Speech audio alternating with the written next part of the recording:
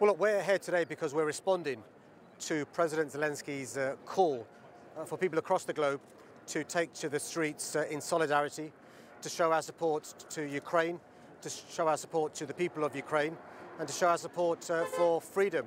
And we also condemn Putin's barbaric aggression. Well, look, Londoners over the last few weeks have shown that we're opening our arms to Ukrainian refugees, whether it's by donating money to those charities doing a brilliant job in Ukraine and just outside Ukraine, or whether by opening our homes to those fleeing Ukraine.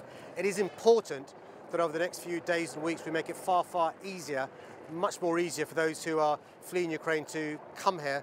When you compare and contrast our government's actions versus the actions of Germany, France, Italy, Spain, Poland, it's embarrassing. We've got to be doing much, much more because it's really important. In Ukraine's darkest hour, we show them our support. So we've announced from City Hall today a further £1.1 million to support those councils doing a brilliant job providing assistance to those refugees fleeing Ukraine. It is really important, though. It isn't just left to the generosity of those who've opened up their homes. We need to make sure we've got support for our schools. We've got to make sure we have support for those Ukrainians who may be traumatized and need medical assistance. We've got to make sure there's support for housing. We've got to make sure that this isn't just a short-term fix, but we've got to make sure that we give support to Ukrainians in the medium to long term as well. At the same time, we've got to make sure we continue to be generous to those charities doing a good job. Those in Ukraine need support medically, need support with food, need defensive military equipment, and it's really important our government steps up. Well, I think we've seen over the last few days and weeks Londoners showing incredible generosity, sending a message loud and clear that London welcomes refugees. It's really important we continue our generosity with donations. Those that have opened up their homes get the support from councils and the government, but also we don't forget about Ukraine in the coming days and weeks as the media caravan moves on. It's really important those sanctions are effective.